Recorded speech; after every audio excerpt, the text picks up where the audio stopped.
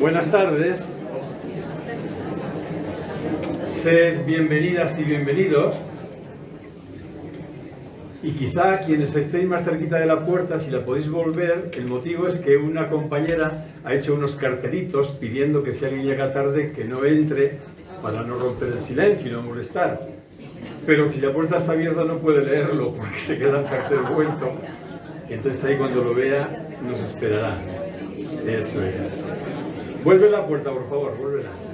Bueno, pues estamos ya en horario. Como decía, bienvenidas y bienvenidos. Vamos a empezar, como siempre, con un tiempo de práctica, conectando con lo que hicimos el encuentro anterior y luego ya el tema que hoy nos toca. En el encuentro anterior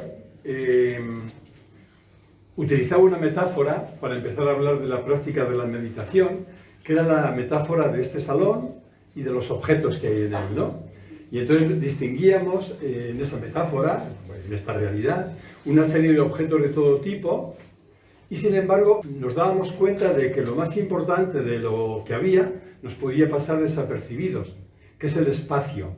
Porque es verdad que puede haber un montón de objetos de todo tipo, pero que todos ellos los podemos quitar, cambiar, anular, y sin embargo lo único que permanece siempre estable es el espacio. Da igual que haya paredes o no, que haya personas o no, que haya sillas o no, que haya techo o no, todo eso da igual, el espacio permanece inafectado, permanece inamovible. Esto es una metáfora de nuestra realidad. En nosotros podemos distinguir un montón de objetos, nuestro cuerpo, nuestros pensamientos, nuestros sentimientos, nuestra historia, nuestras reacciones, nuestras relaciones, un montón. Pero todos esos son solo objetos. Y nuestra triste pena es que muchas veces vivimos creyendo que somos ellos, que somos uno de ellos, ¿no? Y sin embargo, todos esos objetos están cambiando desde principio hasta final toda nuestra existencia, pero hay algo que no cambia nunca. Y el truco de la meditación consiste en descubrir de manera experiencial ese algo. Eso que nunca cambia, por tanto, eso que es lo que somos, es lo único capaz de observar todos los objetos. Todo lo que puede ser observado, desde mi cuerpo, desde mis manos, hasta lo que estoy sintiendo en este momento, son objetos, por eso pueden ser observados. Pero eso que los observa, como el espacio de esta sala, es lo único que no cambia, y eso es lo que realmente soy. Lo que es idéntico a sí mismo y no cambia nunca. En el encuentro anterior hacíamos una práctica de meditación a raíz de esta metáfora, viendo cómo podíamos ir dejando de lado todo lo que observamos para quedarnos en el silencio de esa espaciosidad, ¿no?, que no puede ser observada. Vamos a hacer hoy la práctica que conocéis la mayoría, que es la rueda de la consciencia, y que en el fondo juega con esta metáfora. En la rueda de la consciencia iremos observando poco a poco, porque es una práctica guiada, nuestro cuerpo, iremos observando nuestros pensamientos y nuestros sentimientos, y finalmente nos quedaremos un ratito en silencio en eso que los observa, en eso que se da cuenta, en eso que no podemos pensar ni observar porque no es objeto. Ahí nos quedaremos. Así que vamos a empezar esta práctica guiada y al final nos quedaremos unos minutos en silencio. Vamos a empezar.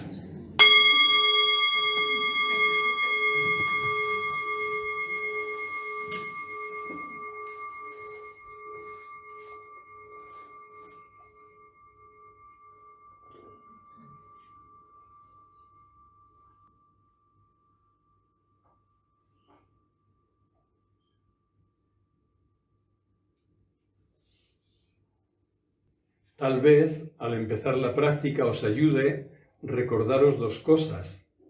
Primero, que es un tiempo de descanso. Es un regalo que nos hacemos al terminar casi este día, un descanso.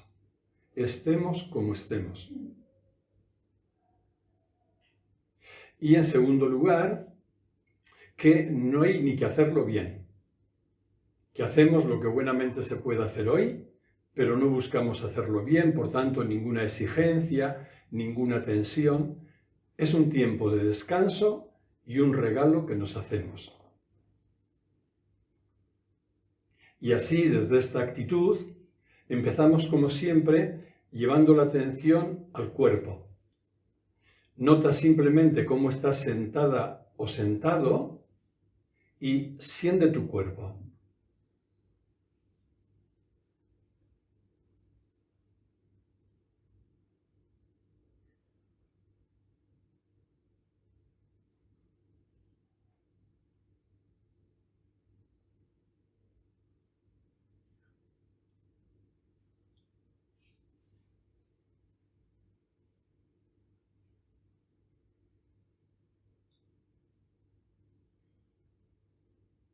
Dentro de tu cuerpo puedes llevar la atención ahora a la respiración.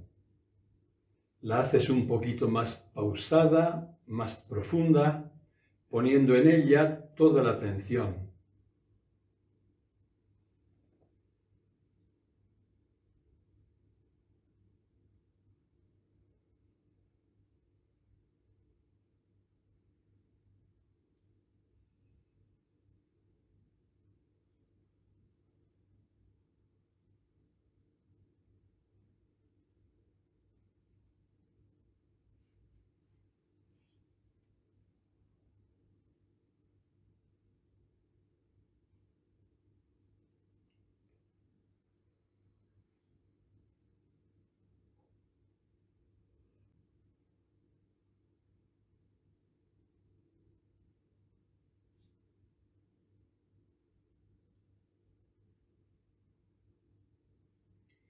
Y poco a poco, ahora, ábrete a percibir que en ti, además de cuerpo, pensamientos, sentimientos, además de objetos, hay algo que observa.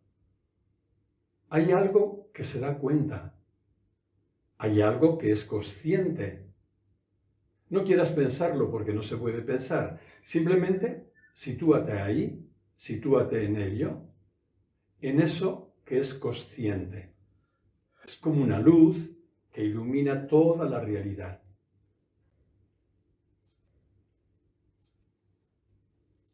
Y situado en eso que es consciente, en eso que se da cuenta, puedes empezar llevando la atención a tus pies y siéntelos. Siente el contacto de la planta de los pies con el suelo, su temperatura, algún roce.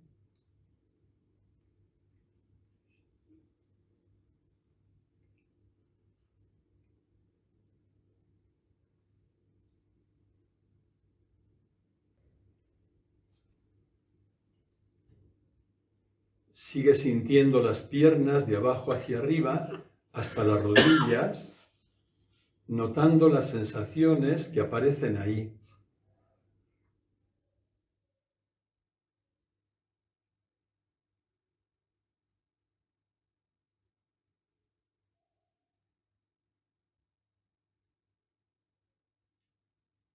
Siente los muslos,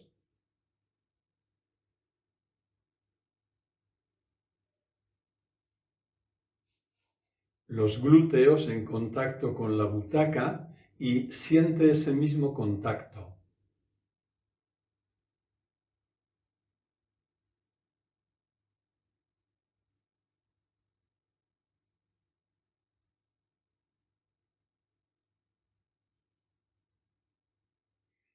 Lleva la atención ahora a la zona profunda de tu cuerpo, la zona del vientre.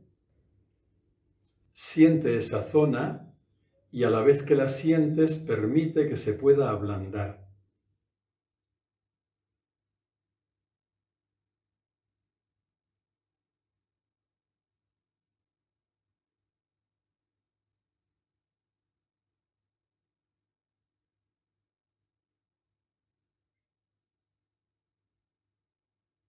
Siente el abdomen y nota cómo repercute ahí el movimiento de tu respiración.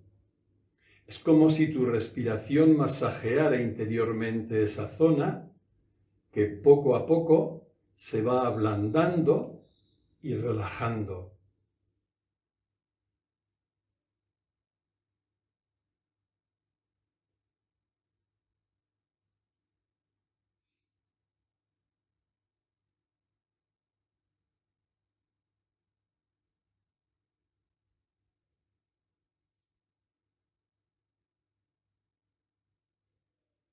Siente el tórax y nota cómo al sentirlo, toda la zona de tu pecho se expande.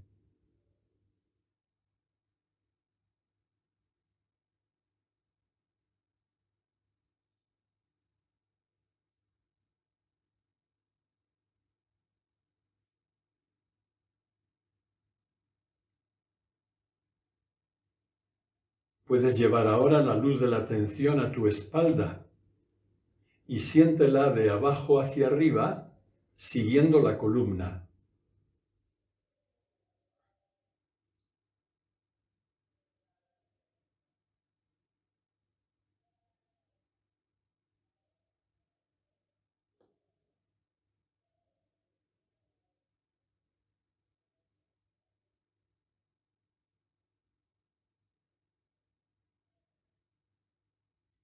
Siente los hombros y ve deslizando la atención por los brazos, sintiéndolos, hasta las manos.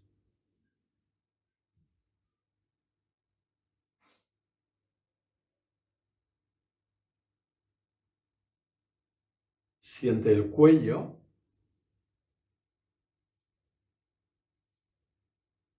la cabeza, y al sentirla, acércate a su interior. Si notas en ella alguna tensión, alguna preocupación o simplemente un pensamiento que te entretiene, permite que todo eso se pueda soltar, de modo que tu cabeza quede por dentro suelta, blanda, relajada.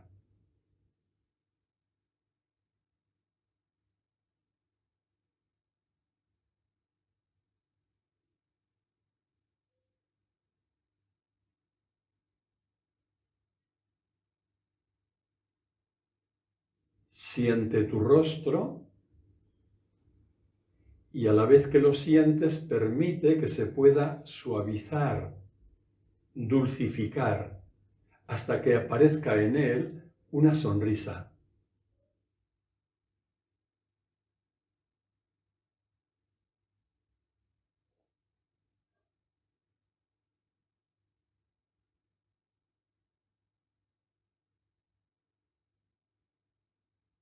Y siente todo tu cuerpo como un todo, formando una unidad.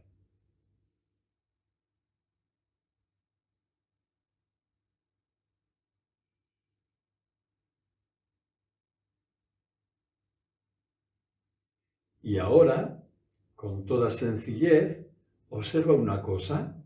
Por un lado está tu cuerpo, que has estado recorriendo, y por otro está eso que es consciente de tu cuerpo.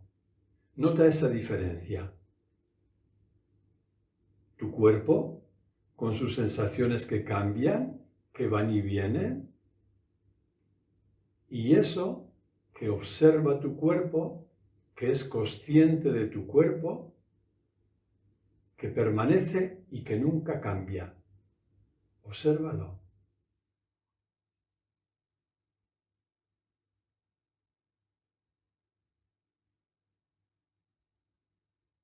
Mientras tu atención esté viva, notarás que tienes un cuerpo, pero que tú no eres tu cuerpo.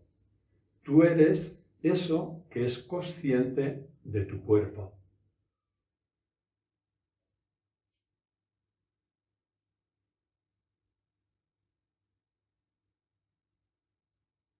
Situadas ahora en eso que es consciente, vamos a dirigir su luz a la mente. Para ello puedes preguntarte, ¿qué pensamientos pasan ahora por mi mente? Toma un poquito de distancia, que es la distancia del observador, y simplemente obsérvalos, los pensamientos que puedan pasar por tu mente. No tienes que hacer nada con ellos, ni luchar contra ellos, ni querer quitarlos. Simplemente obsérvalos. Tal vez notes que cuando los observas no aparece ninguno. Esto es así, porque no podemos observar y pensar a la vez. Pero mantente ahí y cuando aparezcan, simplemente obsérvalos.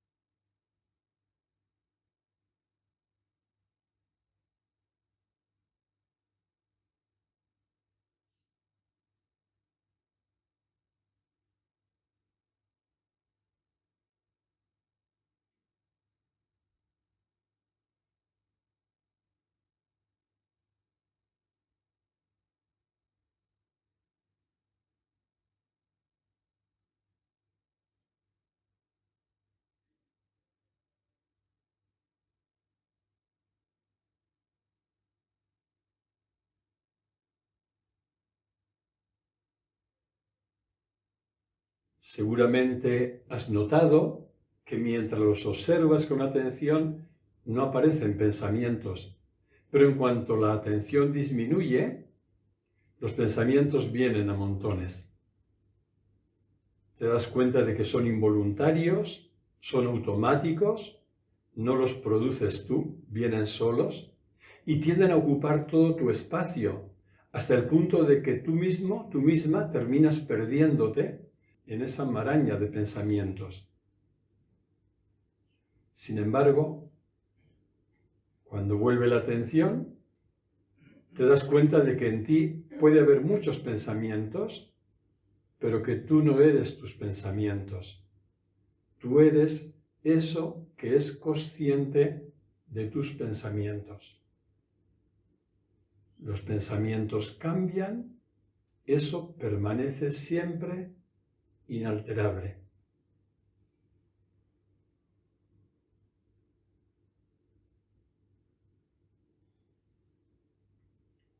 Situándonos ahí, permaneciendo en eso que es consciente, puedes dirigir ahora la atención hacia tus sentimientos. Puedes preguntarte, ¿cuál es ahora, en este momento, mi estado de ánimo? ¿Qué sentimientos hay ahora en mi interior? Y simplemente obsérvalos. Tampoco toca hacer nada ahora, ni cambiarlos, ni modificarlos, no hay que actuar nada, solo obsérvalos.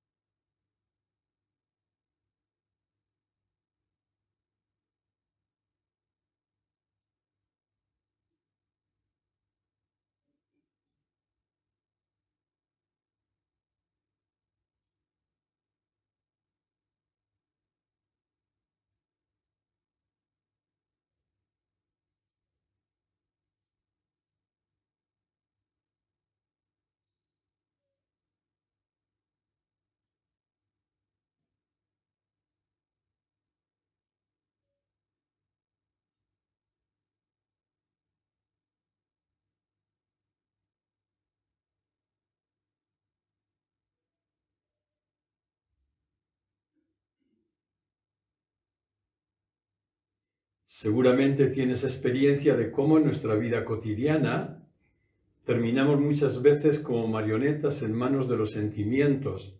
Los sentimientos se convierten en dueños de nuestra vida, de nuestra persona. Porque en cuanto decae la atención, los sentimientos se unen con los pensamientos, forman también ahí una red y parecen ocuparlo todo, hasta el punto de que tú terminas perdiéndote, como si no estuvieras siquiera. Por el contrario, cuando vuelve la luz de la atención, cuando vuelve eso que es consciente, te das cuenta de que hay sentimientos que son también involuntarios, automáticos, pero que tú no eres tus sentimientos. Tú eres siempre eso que es consciente de los sentimientos.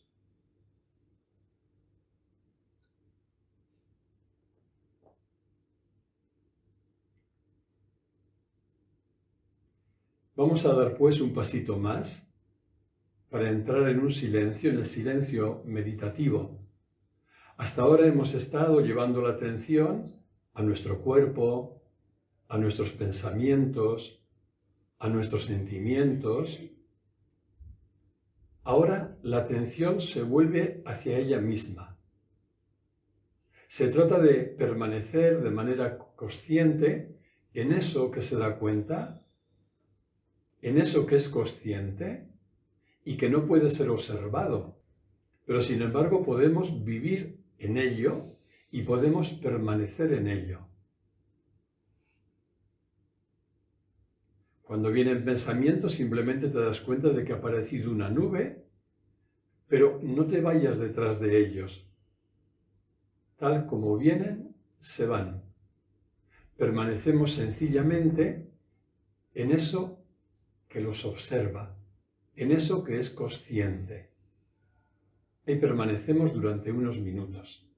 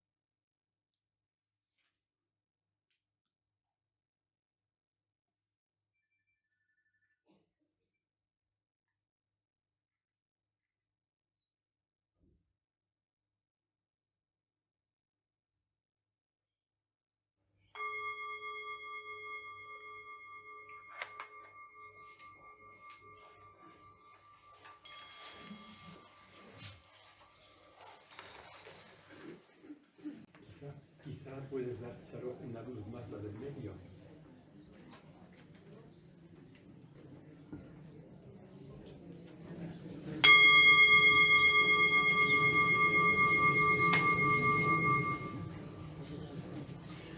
Vamos a continuar en este tema todavía introductorio, acercándonos a lo que llamamos sentimiento de culpa, pero como veremos hoy ni siquiera es sentimiento. El mal llamado sentimiento de culpa. Insisto mucho en esto, en que la culpa no es un sentimiento, sino una creencia, como venimos repitiendo, porque esto nos ayudará a saber cómo tratarla, cómo gestionarla cuando aparece, y sobre todo nos da mucha confianza porque nos da mucho poder. Porque una creencia no tiene sobre mí más poder que el que yo mismo le doy, y que basta que yo le retire mi adhesión para que esa creencia deje de tener poder sobre mí. Llevadlo a cualquier campo de nuestra vida cotidiana. Por ejemplo, yo creo que como no gusto a la gente, lo pasaré mal. Eso es una pura creencia. Creer que no gusto a la gente o que no puedo gustar por mi forma de ser. Y imagina la cantidad de creencias que hay en esa línea, de tipo emocionales, y dentro de ellas la culpa. Yo me creo malo, de cualquier forma que sea, y esto nos lastra, porque esto ocurre una cosa muy curiosa. Sabéis que una idea, aunque sea falsa, si yo me la tomo como verdadera, los efectos que tiene en mi vida son verdaderos, son reales. Yo puedo creerme la mentira más grande, pero si yo llego a creer, como nos ocurre con tantas cosas, tantas creencias irracionales y limitantes, yo llego a creer que eso que pienso es cierto, que eso es verdad, los efectos en mi vida se convierten en reales y me amargan la vida por completo, me pueden aplastar. Esta es la motivación para insistir mucho en que la culpa no es un sentimiento, como veremos también hoy, sino que es una creencia. La culpa, cuando está presente en nuestra vida, la solemos escuchar como una voz insidiosa que nos reprocha, nos reconcome o nos remuerde por dentro. He buscado a propósito palabras duras. En mi pueblo esto lo dice mucho, ¿no? Eso de reconcomer o de remorder, parece que te están devorando por dentro. Y es así, sobre todo cuando la culpa la sentimos, la creemos de un modo un poco extremo, parece que nos está devorando en nuestro interior. O todavía más grave aún, puede ser que no la escuchemos, pero sigue activa produciendo efectos en nosotros. Porque claro, si yo con pensar que no tengo culpa ya se solucionara, pues la clase sería para cómo pensar que no tengo culpa. Si yo con pensar que la culpa la tengo olvidada o reprimida, que la puedo apagar y con eso se resolviera, pues toda la clase sería cómo reprimir la culpa. Pero es que no. La culpa la podemos reprimir y eso la oculta, pasa como con la sombra, pero no la elimina. Y entonces es mucho más peligrosa, porque esta voz insidiosa que me reconcome está escondida, está oculta, está en las tinieblas para entendernos, y entonces sí que no sé qué hacer con ella, solo noto sus efectos. Quizá esto fue lo que llevó a escribir al famoso escritor Thomas Eliot esta pregunta. ¿Quién es ese yo que en nuestro interior es un crítico severo, que es capaz de aterrorizarnos e impulsarnos a una actividad fútil y que al final nos juzga todavía más severamente por los errores a los que sus reproches nos condenaron? Cuando tenemos un crítico interno en nuestra cabecita y no sabemos bien qué hacer con él, nos puede hacer desastres, ¿no? Desastres. Y al final nos hace sentirnos y actuar de modo peor que si él no hubiera aparecido. Trataré de que nos quede un poquito de tiempo para el final de la charla y poder hacer una práctica sobre cómo tratar con esas voces que hablan en nuestra cabeza para machacarnos o para culpabilizarnos. Porque si la culpa no es un sentimiento, sino una voz interna, una creencia, entonces yo la escucho aquí y la pregunta que surge enseguida es ¿cómo puedo yo tratar esa voz para que sea eficaz y deje de ser una fuente de culpa para mí? Si queda tiempo, luego volveremos sobre ello. Lo cierto es que la culpa nos instala en el temor, porque la culpa es lo opuesto a la inocencia. No digo que la culpa quite la inocencia está siempre a salvo. En cada una y en cada uno de nosotros habita una niña, la niña o el niño inocente que fuimos, y cada una y cada uno de nosotros somos inocencia. Entonces la culpa no mata la inocencia, no le hace ningún daño. La inocencia permanece siempre intacta, siempre a salvo. Lo que ocurre es que la culpa puede constituir un filtro tan oscuro y tan opaco que me impide ver la inocencia y conectar con ella, y así nos va. ¿Os imagináis qué serían nuestras relaciones de cada uno consigo mismo y con los demás si fuéramos capaces de ver la inocencia que somos? Si yo, sin justificar nada, mucho menos mis errores y mis fallos y las cosas que hago mal, pero si yo pudiera percibir la inocencia en lo profundo de mí, ¿cómo me vería? ¿Qué sentiría hacia mí? ¿Cómo me trataría? Y si fuera capaz de percibir la inocencia en cada persona más allá de sus apariencias y más allá de las cosas que hacen no bien hechas, ¿qué pasaría si fuéramos capaces de ver la inocencia? Eso es lo que queda oculto a nuestros ojos. Lo opuesto a la culpa es la inocencia que se expresa como confianza. Acabo de decir, que la culpa se expresa en clave de temor o de miedo. Cuando sentimos culpa, es inevitable que nuestra existencia esté marcada, muy marcada, por el miedo, por el temor, que se disfrazará de mil maneras. Por el contrario, cuando somos capaces de conectar con la inocencia y de ver la inocencia en nuestro interior, lo que emerge es confianza. Y os quería leer un texto, es un poquito largo, de un poeta francés, Christian Bobin. Christian Bobin es un gran poeta, quizá de los mejores poetas franceses contemporáneos, y pasó una temporada atendiendo a su padre en una residencia de mayores que tenía Alzheimer, y ha escrito un libro sobre esa experiencia de estar con su padre enfermo de Alzheimer, un libro pequeñito, que ha querido titular, el título no podía estar mejor elegido, quienes hemos conocido personas con Alzheimer vemos la verdad de ese título. El título es La presencia pura, la presencia pura. Este hombre tiene un canto hermoso a la confianza a lo largo de sus textos, y entre ellos dice: la confianza es la base de la vida. Hay que tener un suelo por el que andar, porque a veces la tierra física y la tierra psíquica, la tierra material, se hunde bajo los árboles. Hay un suelo debajo del suelo, y ese subsuelo es la confianza. Y sigue diciendo: la confianza está siempre aquí. Incluso cuando la pierdo, no está muy lejos de mí. Cuando la pierdo, sé que está en la habitación de al lado y que tarde o temprano la encontraré. Tener confianza en la vida es tener la intuición de que no se dañará a lo más querido y aquello que no conseguimos ni nombrar. Hay que comprender que en lo profundo no estamos nunca en peligro.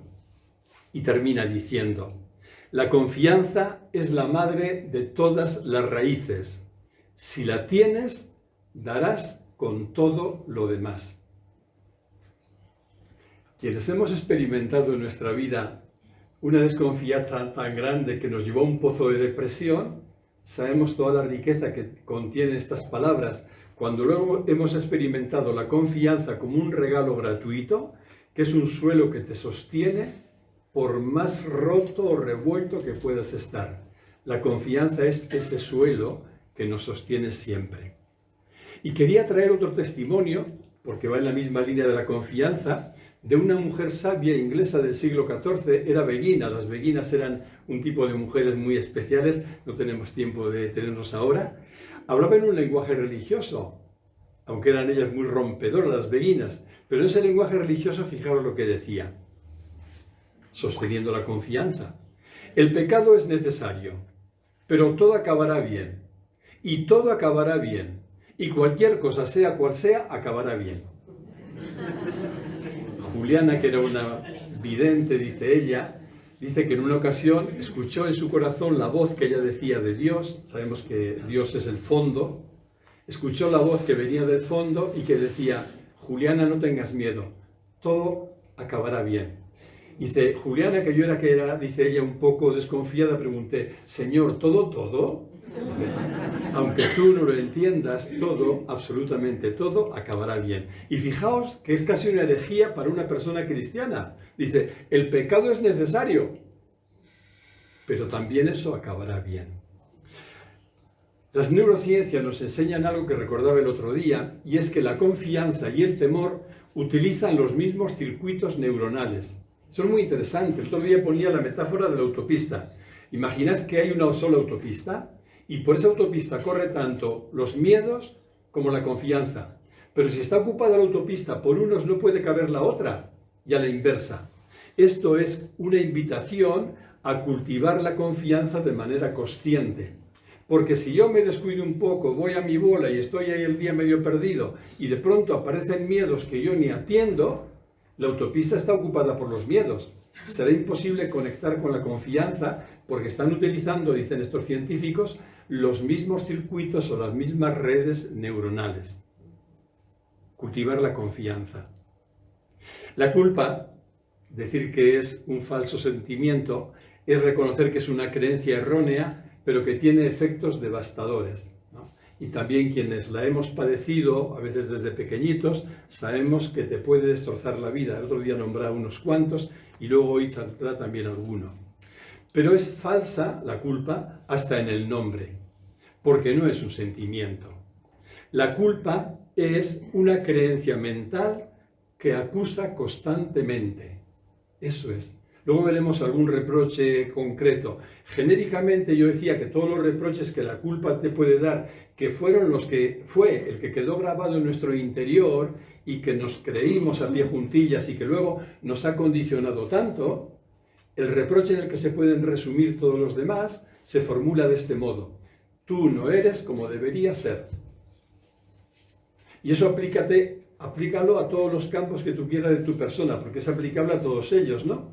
Tu cuerpo no es como debería ser, tu altura no es la que debería ser, tu cara no es como debería ser, tu inteligencia no es como debería ser, tus sentimientos no son como deberían ser, tu comportamiento, etcétera, etcétera, etcétera. Está completamente envenenada la persona que se cree eso, que solo es una creencia. Tú no eres como deberías ser. Y es una creencia que me la he creído tanto porque desde chiquitín se introdujo en mí y ya veíamos lo fácil que es inocular esa creencia.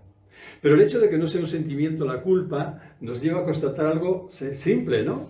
Porque en el lenguaje diario todos nosotros decimos: estoy triste, estoy enfadado, estoy apenado, estoy muy cabreado incluso, pero sin embargo nunca decimos estoy culpable.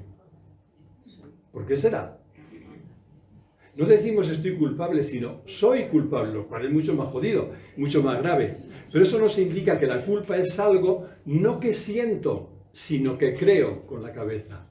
Por eso no puedo decir yo estoy culpable, porque no es algo que estoy sintiendo ahora, es algo que creo y como me lo creo termino diciendo yo soy culpable. La culpa, hemos recordado también algún día, es una creencia profunda, quizás la más primitiva y también la más negada y la más reprimida. No sé si os recordaba que Freud en alguna ocasión dijo que la culpa era el primer sentimiento que experimenta un bebé, a veces incluso antes de nacer. El sentimiento más primitivo, pero también el más negado y reprimido. ¿Por qué? Porque como es tan angustiante la culpa, tratamos de no querer ni verla, pensando que así reprimiéndola, ocultándola, no viéndola, nos liberamos de ella. Sabemos que eso no funciona, ¿no? Pero eso indica hasta qué punto está grabada. Es importante saber que la culpa no es un sentimiento, decía antes, para saber cómo gestionarla, cómo tratarla. Porque al no ser un sentimiento, la culpa no se cura dejándotela sentir. Si sientes rabia, sí. Si sientes pena, también. Cuando una persona está pasando un duelo, está roto de pena y una persona viene a pedirte ayuda, si tú tienes un poquito de capacidad de acompañar, porque si no, no se te ocurra, acoges a la persona con lo que te cuenta, te comparte, y luego, si ella quiere, la puedes animar a que sienta su pena. Porque la pena sentida es una pena curada. El dolor sentido es un dolor curado. Pero con la culpa no se te ocurre hacer esto, porque si alguien viene que se siente culpable y tú le dices, siente eso, como no es un sentimiento, sino una creencia, se puede terminar en suicidio, ¿no? Porque siente la creencia, siéntela, identifícate con ella y terminas completamente roto. Entonces, como no se trata de sentir la culpa, porque no es un sentimiento, es una creencia, se trata de desenmascararla. Luego al final, en esa guía que os estoy prometiendo y que espero llegar a tiempo, indicaré algún paso de cómo vivirlo en la práctica. ¿Cómo vivir yo? ¿Cómo desenmascarar la culpa? Aún lo voy a poner más difícil.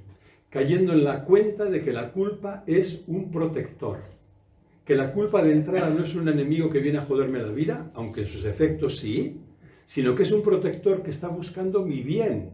Y uno se pregunta, ¿pero cómo una cosa tan jodida como la culpa puede buscar mi bien? Y sin embargo es cierto, lo veremos, ¿eh?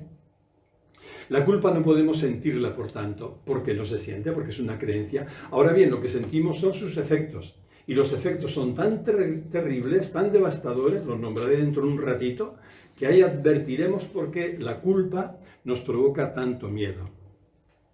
Ahora bien, en cuanto a creencia, es una creencia mental, ¿cuál es el mensaje que contiene la culpa?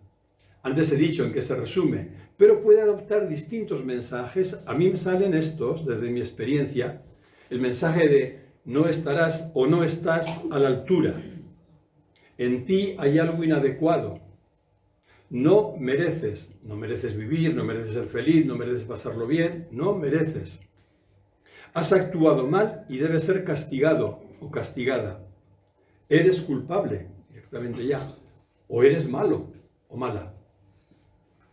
Estos mensajes se pueden decir verbalmente, pero se pueden decir sin palabras, con un gesto, con una mirada. Uy, en los niños es tan fácil, no hace falta ni decir, ni nombrar nada de eso.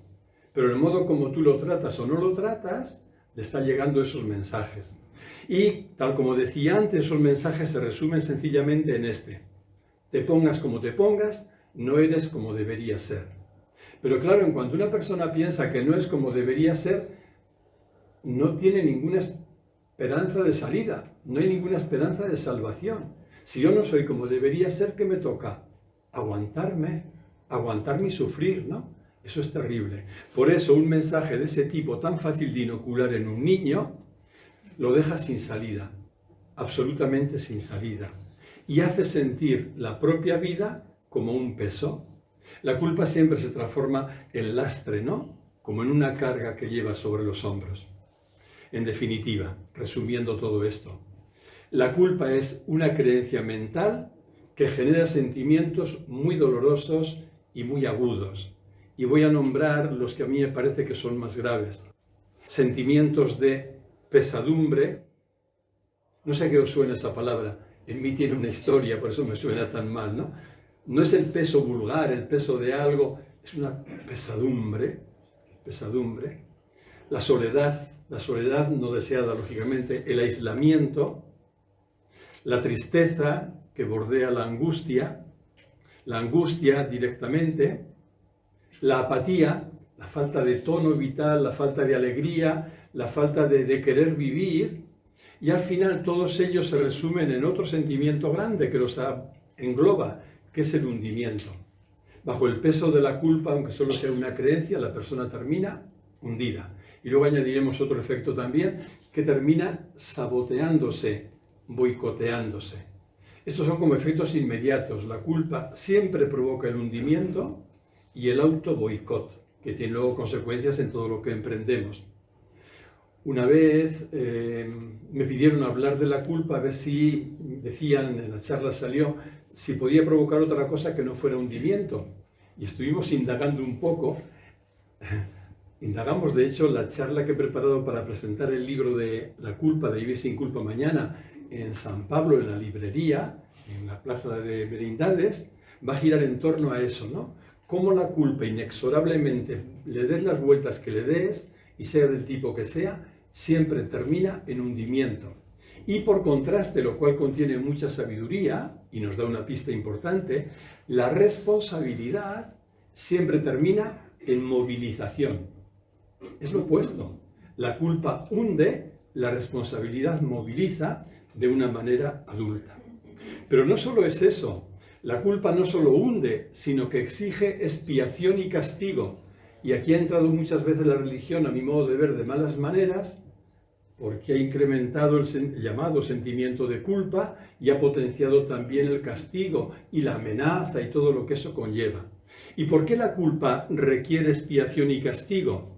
Porque nuestro inconsciente, como toda la realidad en general, toda la naturaleza, va buscando siempre el equilibrio, la homeostasis, y en el caso nuestro, nuestro equilibrio interno. Por tanto, siempre que hay culpa, habrá castigo.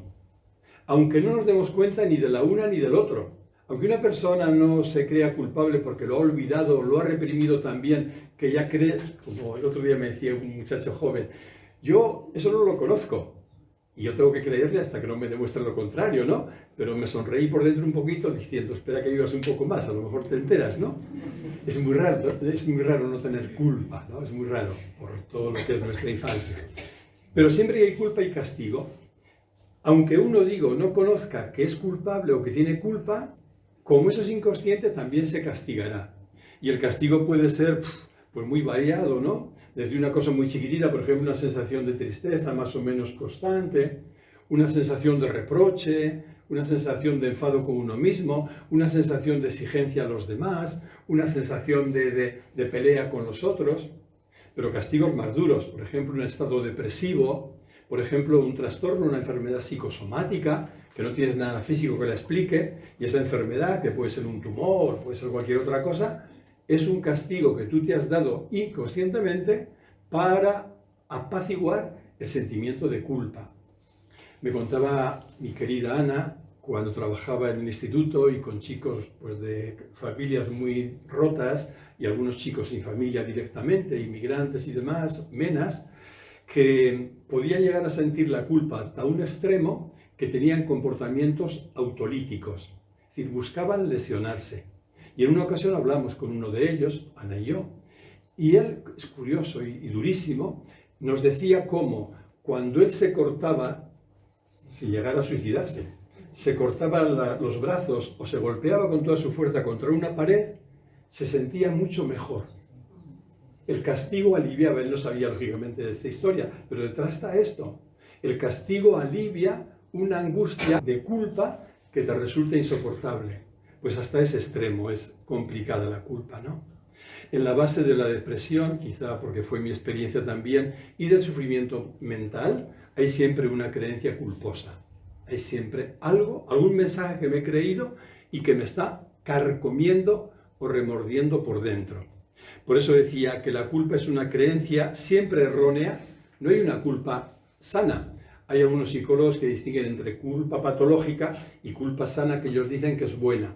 A mí me parece que con esa frase ellos quieren hablar de responsabilidad y ahí estaríamos de acuerdo. Pero desde mi perspectiva la culpa siempre es patológica, siempre es enfermiza, siempre es equivocada y siempre es patógena, siempre es causa de enfermedades. Por eso es tan importante el desenmascararla, ¿no? Y conduce, como decía, a la paralización, al hundimiento, a la vez que instala a la persona en el autorreproche. Porque si poneros ahí en mi lugar, ¿no? Cuando uno es joven, si yo llego a convencerme de que soy culpable, de que yo no soy como debería ser, ¿qué voy a hacer sino machacarme todo el rato? Echarme la culpa de estar mal la tengo yo, la culpa de que todo me salga mal la tengo yo. ¿Por qué? Porque parto de haber aceptado ese mensaje, no soy como debería ser. Instala a la persona en el autorreproche y la sabotea constantemente. Este es el autoboicot, autosabotaje. El tipo está tan feliz, fijaos, saca la lengua como cuando uno saca la lengua que está contento, ¿no? Yo cuando era chico me decía el maestro que siempre que escribía sacaba la lengua de medio lado, como este de la foto aquí del dibujo. Pero fijaos que está saboteando sin darse cuenta de que se está saboteando. Está cortando nada menos que la rama, digo por los últimos, que no lo ven, por la rama en la que está apoyado. Un saboteo mayor es imposible. Y está impidiendo su despliegue. Ahí está esa chica en la imagen que quiere crecer, que quiere lanzarse, que quiere avanzar, pero la mitad de ella está tirando en dirección contraria. Esa mitad que tira en dirección contraria es sencillamente la culpa. Con todo, y esta es la buena noticia, se trata solo de una creencia errónea. Si es una creencia, quiere decir que ha sido aprendida. Nadie nace con creencias en la cabecita. Todas las creencias las aprendemos. La buena noticia es que igual que las aprendemos, las podemos desaprender. Nos costará bastante, no quiero entusiasmar a nadie, nos costará bastante porque si son creencias muy tempranas, imaginad a un bebé que nace ya creyéndose culpable o en la infancia primera que se cree culpable, eso está tan grabado a nivel neuronal que revertirlo costará mucho, pero os prometo, y lo digo con autoridad, que es posible. Es posible también en esos casos revertir ese mensaje o esa creencia culposa. Puesto que ha sido una creencia aprendida, en algún momento de mi primera infancia yo aquello me lo aprendí, me lo enseñaron y me lo creí, igualmente la puedo desaprender. Y aquí viene la pregunta, ¿cómo hacer? ¿Cómo hacer para desaprender? Esto es tan importante que voy a beber agua antes de empezar. ¿Cómo hacer para desaprender la culpa, para desenmascararla y por tanto para liberarnos de ella? Voy a nombrar 6 pasos que me parecen importantes. Luego, al terminar, en la práctica que os quería proponer sería vivir alguno de estos pasos más despacito como una prueba práctica de cómo lidiar con la culpa, con la creencia en la culpa para liberarme de ella. Primer paso. Toma consciencia de la culpa y obsérvala como una creencia que por el motivo que sea está en ti. Entonces te ves un día pensando algo, haciendo algo, reprochándote algo, ves algún efecto, te ves con apático, qué sé yo. Uy, en mí hay una culpa. Y esa culpa que hay en mí es solo una creencia que yo estoy manteniendo. Obsérvala, solo obsérvala. En segundo lugar, aquí viene lo que de entrada chirría un poco más, parece más difícil de creer. Observa la culpa como un protector. Este año en el trabajo que hacemos los sábados hemos empezado, todavía no empezamos, empezaremos el sábado siguiente, porque el primero era solo introductivo. Estamos queriendo tratar a todos los, en psicología esto se llaman mecanismos de defensa, a los mecanismos de defensa, a todas las voces internas que a veces se presentan con muy mala pinta, las estamos tratando como lo que son, como protectores. Y entonces dialogando con ellas como el modo de desactivarlas. ¿Por qué la culpa es un protector? La culpa es un protector, a mí me recuerda mucho a mi padre, o puede ser a tu madre, o puede ser a un profe, me recuerda a mi padre que me dice, te digo que eres malo para que seas mejor. Entonces la culpa busca protegerme. ¿Qué busca la culpa? Hacer de mí un buen chico. ¿Y para qué le interesa la culpa que yo sea un buen chico? Para que me quieran y me valoren y me reconozcan. Entonces claro que es un protector. Pero como pasa con tantos protectores, por ejemplo, yo he trabajado mucho el crítico interno, porque me ha acompañado durante mucho tiempo, he trabajado mucho la rumiación, el cavilar, que es otro protector, he trabajado mucho la ansiedad, que es otro protector, bueno, tengo una colección de compañeros de camino y de trabajo que no son pocos. El protector siempre busca tu bien, pero ¿cuál es el problema del protector? Que tiene una información equivocada, y eso le pasa a la culpa, tiene una información no actualizada. Los protectores siempre nos ven como cuando ellos nacieron, como niños indefensos o niñas indefensas. Entonces, como el protector me ve como un niño indefenso, él dice, bueno, tú estás muy mal, yo te voy a hacer tal cosa para hacer de ti un buen chico. No se ha enterado de que soy adulto, se ha quedado con aquel mensaje primero que le enseñaron diciéndole, tú no eres como deberías ser, y empieza a actuar como actuaron los adultos conmigo, reprochándome, recriminándome o castigándome. Hace lo mismo que aprendió, porque un protector tampoco nace sabiendo. Un protector aprende cómo comportarse cuando ve cómo nos tratan los adultos de nuestra primera infancia. Entonces la culpa en este sentido es protector. ¿Esto queda claro? Solo que es protector queda claro. ¿Por qué? ¿O no? Es que si no, no puedo avanzar. ¿Queda claro que la culpa se presenta como un protector? Supongamos que sí. Una vez que he visto que la culpa es un protector, el primer paso es dialogar con ella desde la persona adulta que soy hoy. Si queréis, la visualicéis, lo personalicéis, le ponéis hasta un rostro. Culpa, ya te veo, voy a dialogar contigo.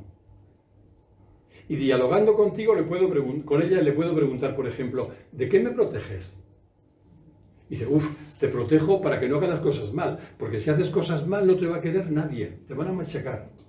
Me está protegiendo de que me equivoque, según sus parámetros, ¿no? Me está protegiendo.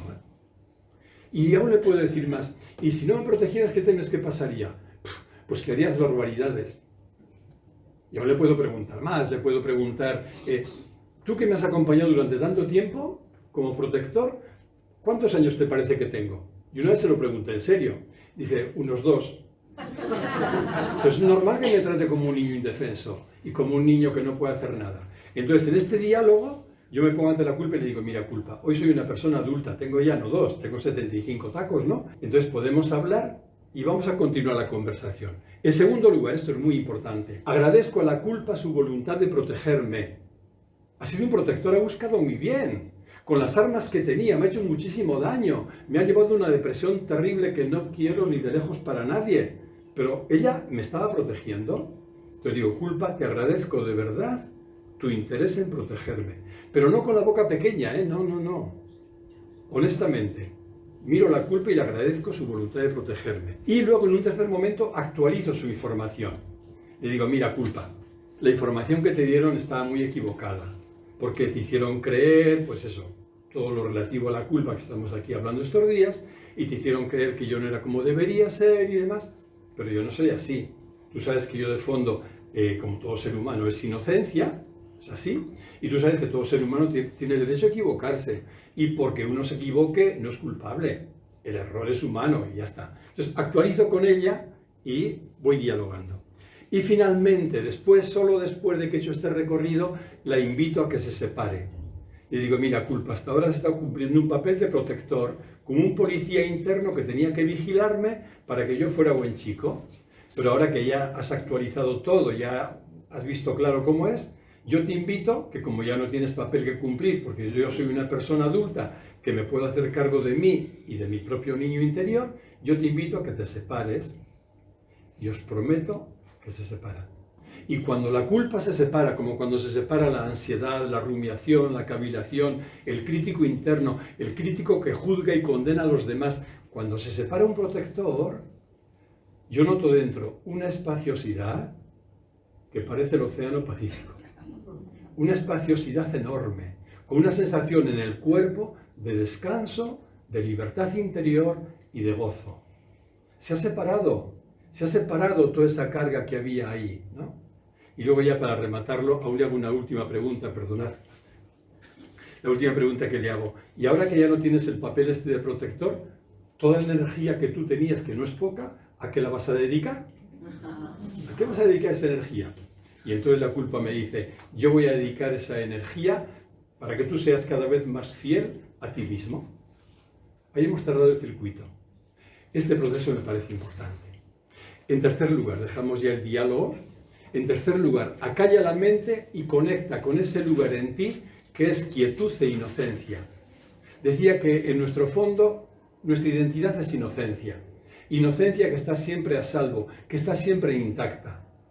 Cuando hacemos un ratito de silencio, aquí o en casa, yo cuando hago cada mañana, pues cada día según cómo estoy, la práctica toma un camino u otro, pero siempre dedico un tiempo como para llegar a ese silencio más profundo, como aquí esta tarde, que por cierto, en los 7-10 minutos que hemos estado en silencio, después de que yo me he callado de hablar, he percibido esta tarde, no sé por qué, una intensidad y densidad de silencio como pocas veces he percibido en esta sala.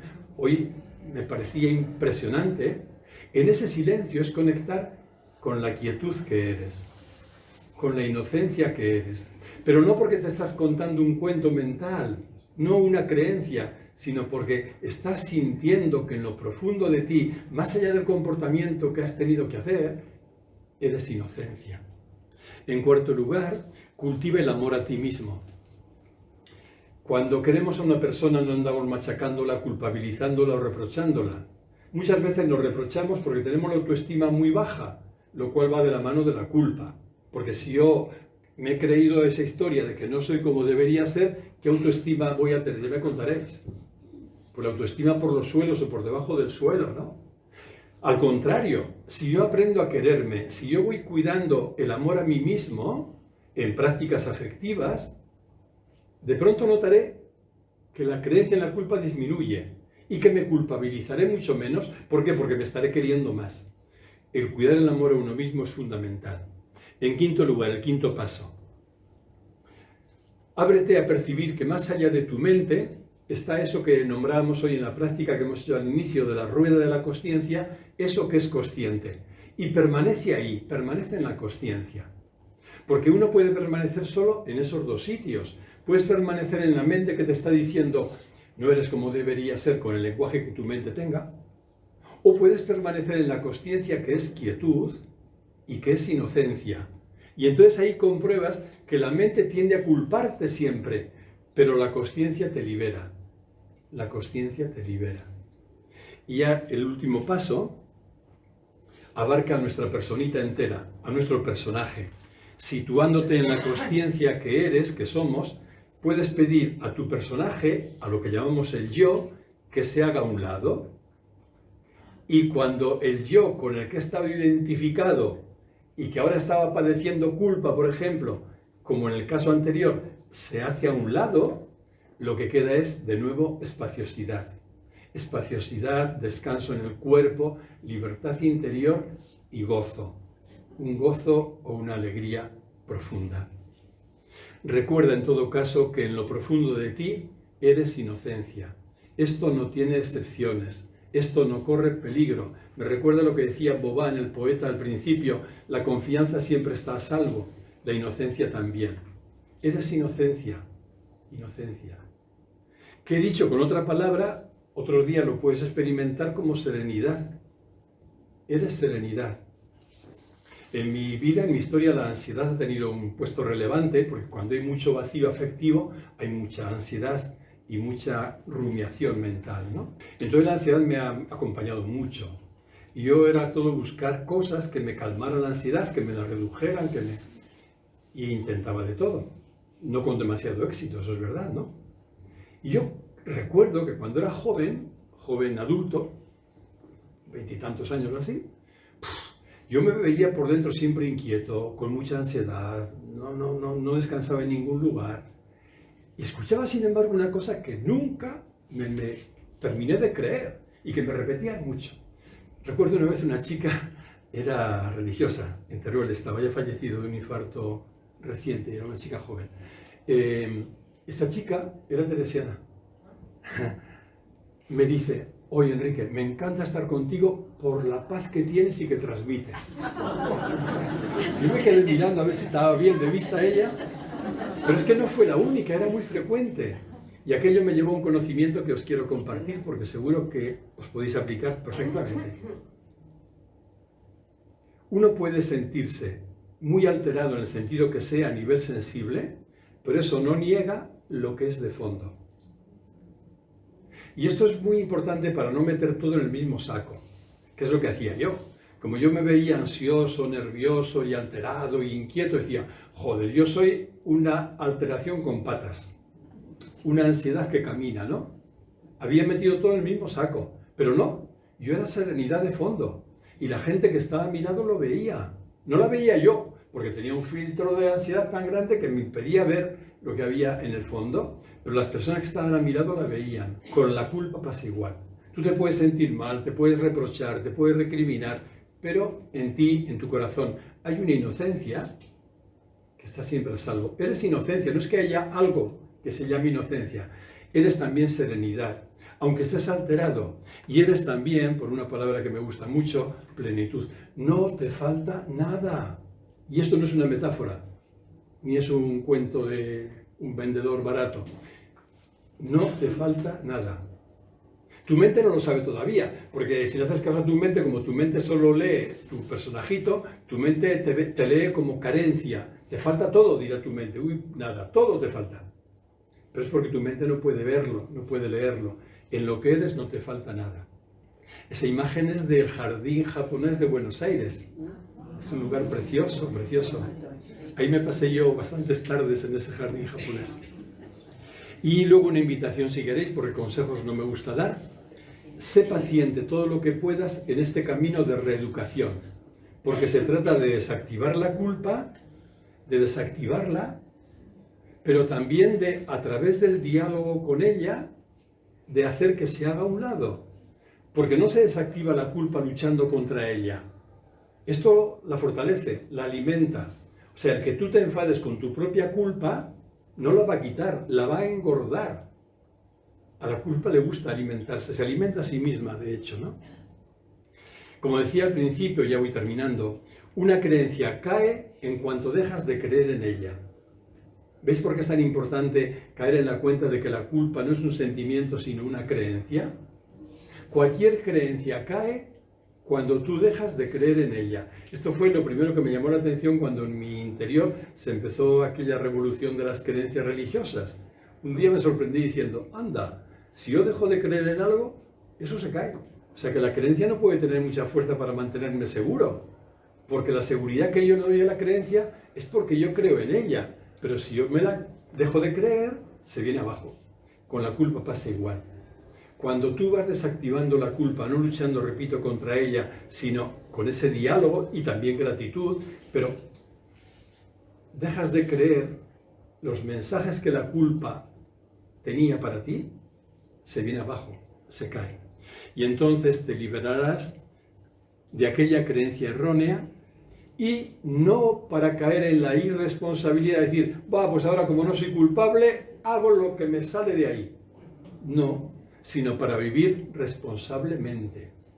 Decía, y volveremos más sobre esto, sí seguro, que entre los dos extremos erróneos y nocivos en sus efectos, que son la culpabilidad que conduce al hundimiento y la irresponsabilidad que conduce también al infantilismo peor, al peor narcisismo, la actitud adecuada es la responsabilidad que nos permite responder, y viene la palabra, como personas adultas en nuestra vida cotidiana. Pues hoy hasta aquí. Nuestro próximo encuentro será dentro de 15 días, el día 5 de noviembre. Y ahora tenemos un tiempo para poder comentar o compartir.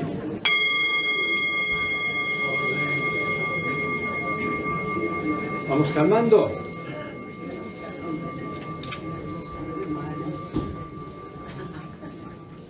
Podéis ir pensando qué os gustaría compartir, o comentar, o discutir, o preguntar. Aquí está Rebeca. Recordad de ponerlo para que lo oigan también quienes nos escuchan después por la grabación. Poner el micrófono, al fondo te veo una mano. Poner el micrófono bien enfrente de la boca, pero tampoco muy cerca para que no retumbe mucho. Vuestro oído os dirá, estéis un poquito atentos. Buenas tardes, Enrique. Soy... A ver, después de hacer la meditación yo me he quedado con una duda. Sí. Es la siguiente, una pregunta. ¿Se puede ser consciente sin un espacio y unos objetos? Es decir, yo soy consciente porque tengo un espacio y unos objetos. La pregunta es, cuando tú haces meditación, si no tienes una referencia de objetos o de un espacio, ¿se puede ser consciente? Una pregunta muy aguda. ¿Cómo es tu nombre? José Mari. José Mari, del otro día. Mira qué bien que esté José Mari, porque el otro día te respondí, no me di cuenta un poco de prisa y te respondí no del todo acertadamente. Ahora te diré. Si te entiendo bien, José Mari, si no me corriges, lo que tú preguntas es si puede haber consciencia sin nada a lo que observar o atender. ¿Esa es la pregunta? Exacto, es que yo cuando estabas haciendo la meditación, nos empezaba a hablar, yo digo, bueno, voy a ser consciente. Eso es. Sin un espacio y sin unos objetos, literalmente, sin una referencia. Eso Entonces es. yo ahí decía, pues no. Eso es. Bueno. Mira si es interesante, y te agradezco mucho la pregunta, si es interesante y lúcida tu pregunta, José Mari, que estás hablando hasta de dos niveles de consciencia. En el primero, estamos hablando de la consciencia testigo. La consciencia testigo es la que observa, y ahí hay siempre dualidad. Aquí está la consciencia, y ahí está todo lo que la consciencia observa. Aquí está el espacio, si quieres la metáfora, y aquí están los objetos, pero siempre que hay la consciencia testigo tiene que haber dualidad, porque si no, no podría observar. Tiene que haber dos, quien observa y lo observado. Entonces, en el lenguaje común y en psicología transpersonal se le llama testigo, a diferencia del estado mental, que es más pobre que el testigo. En el estado mental tú no observas nada. Tu mente va a 100 por hora, tú sigues identificado con la mente, tú crees que eres el yo pensante, ya está. El testigo supone un paso impresionante. En realidad, tal como yo lo he vivido, es el paso de la liberación. El testigo es la capacidad de salir de la mente y observarla. No sé si alguna vez os he compartido, ahora voy más tranquilo porque veo que vamos mejor de tiempo. No sé si os he compartido que uno de los momentos que me cambiaron la vida a mí como un regalo allá por el año 94, fue con mucha sorpresa caer en la cuenta, yo que había sido siempre tan mental y tan ansioso, decir, anda, en mí veo una mente y veo otra cosa que se entera de mi mente. Yo no tenía ni idea de cómo se llamaba eso. Y había estudiado algo de psicología transpersonal. Eso que observa la mente es el testigo. Entonces, por responder a tu pregunta, en la primera parte, la consciencia testigo solo está cuando hay objetos de los que puedes ser testigo, ¿sí? Pero si tú te quedas ahí por la propia dinámica de la consciencia misma, la mente se va callando un poquito más y llega un punto en que solo hay consciencia y ningún objeto que ser observado. Y a esto le llamamos el estado místico, o el éxtasis, o la iluminación, o el samadhi, cualquier palabra que quieras utilizar. Cuando solo hay consciencia y ni siquiera está José Mari pensando, fíjate lo que he conseguido hoy. No, no estás. No estás porque tú eres consciencia, somos consciencia y solo hay consciencia. Entonces, cuando hacemos una práctica meditativa, en el sentido riguroso de la palabra meditativa, cuando hacemos la práctica meditativa, empezamos por cualquier puerta de entrada. Empezamos por cualquier puerta. Pero lo que sí, a lo mejor sin decírnoslo, vamos buscando, o el silencio busca en nosotros, es llegar a un lugar donde solo hay silencio consciente. Solo hay consciencia. Ese estado es no dualidad. Ahí no hay dos, solo hay consciencia. Luego es un estado profundamente transformador, porque el haber experimentado eso, haberlo saboreado, es lo que luego transforma tu vida cotidiana, ¿no? Pero eso es consciencia. ¿Ves la diferencia? Sí, pero bueno, me produce cierta ansiedad porque cuando tengo que hablar del estado místico, sí, para mí es algo sobrenatural. No. Ahí siento decirte que estás equivocado. Quiero decir que para cuando llegas a un estado místico, ¿qué hace falta? No. La palabra te puede sonar mal. Olvídate que he dicho yo místico. Quita esa palabra, bórrala, aquí no la ha dicho nada. No, pero a mí me gusta que coste. Bueno, aunque te guste. Pero ya veo qué adjetivos le pones, qué añadidos le pones, con lo cual eso no es sano. Todos nosotros, sin excepción, os juro, por lo que más queráis, que hemos experimentado ese estado alguna vez. Todos. Uno lo puede experimentar en la naturaleza, otro lo puede experimentar viendo un bebé, otro lo experimenta como Ana lo experimentaba dibujando, pintando, otro lo experimenta viendo un atardecer, otro lo experimenta sintiendo su interior. Todos lo conocemos. Entonces no es un estado que esté allá para 4 elegidos o que Dios te tiene que regalar como enseñaban a mí cuando era joven. No. ¿Por qué lo podemos experimentar todos? Porque lo somos. Somos eso. Decir que somos inocencia o plenitud es decir que somos eso. Somos consciencia. La consciencia no es algo que después de mucho entrenar yo apenas consigo. No, tú eres consciencia, José Mari. Entonces, ¿por qué? La pregunta sí que podría ser, ¿por qué me cuesta tanto? Si ya lo soy, ¿por qué me cuesta verlo? Por el protagonismo que en la mayoría de nosotros sigue teniendo la mente. Entonces, la mente está tan hiperactiva que no permite ese silencio que te posibilitaría verlo, el estado de inocencia, de consciencia, ¿no? Esa mente, y por eso toda la práctica meditativa es un entrenamiento para callar la mente, para ir entrando en un silencio mental cada vez mayor, sabiendo que solo cuando vas haciendo ese silencio, se te manifiesta, se te revela lo que siempre está, la consciencia. No te me asustes, ¿eh? No te me vengas abajo ni digas que eso es para elegidos. Tú eres consciencia, pero empieza por creértelo, luego ya lo experimentarás. Eres consciencia, somos consciencia, más aún. Es nuestra identidad, es lo único que no cambia. Si no, ¿para qué hacemos la práctica inicial de hoy? Nuestro cuerpo, nuestra mente, nuestros sentimientos, nuestras reacciones, todo cambia constantemente. ¿Qué es lo único que en ti, José Mari, no ha cambiado desde que tienes memoria y antes de tener memoria?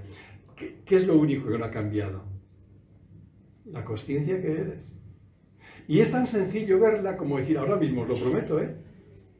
Consciencia es lo que somos. Mi mente se queda 30 segundos en silencio y estoy en ella. Por eso cuando dices, anda, es que soy plenitud, claro, soy serenidad, soy alegría serena, soy inocencia. Eso es experimentarla. No creas que van a venir trompetas tocando por ahí diciendo ¡wow!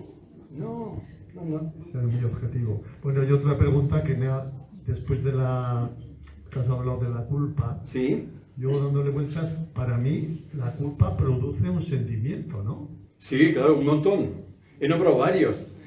El hundimiento, la pesadumbre, la tristeza, la apatía, el autoboicot, un mogollón. Vale, vale. Muchas gracias, Enrique. La pregunta que el otro día te contesté mal porque fuiste muy agudo al decirme que, como científicamente, ¿te acuerdas? Sí. Se podía demostrar la historia transgeneracional, el peso que tiene en nosotros. Yo respondí mal, porque mezclé las dos cosas sin darme cuenta. Yo quería decir que científicamente lo que se ha investigado son los efectos que se producen en el feto por los sentimientos o por lo que la madre está haciendo o sintiendo. Eso está científicamente demostrado, ¿no? Y medido. Como en el embarazo, el feto es afectado desde lo que la madre come y bebe hasta por lo que la madre siente. Eso está científicamente demostrado y comprobado. Lo otro no está científicamente demostrado, ahí es donde me colé. Lo otro, te dije, hay como una intuición de que igual que los genes nos están condicionando desde varias generaciones más arriba, lógicamente, me parece de sentido común que hay también pautas mentales y emocionales de mis tatarabuelos que me están condicionando hoy, ¿no? Solo quería puntualizar eso. Muchas gracias. Gracias, José Mari. Hola Enrique, buenas tardes. ¿Me levantas la mano para que te vea? Yo, Ah, ya, ahora te veo. ¿Tu nombre? María José. María José. Y ahora viene enfrente de tu boquita para que te escuchemos. Sí.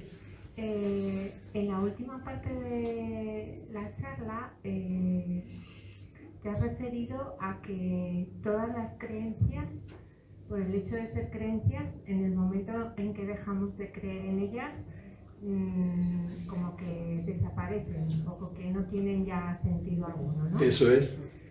Entonces, mi pregunta es, ¿dónde queda la fe en todo esto? Porque en todas las religiones pues, están basadas en la fe, en unas creencias, en algo. No sé si me parece como contradictorio. ¿No? Ajá, sí. Gracias, María José. Sí, con mucha frecuencia la fe se ha presentado como la adhesión mental a un credo. De hecho, ¿por qué uno se llama cristiano?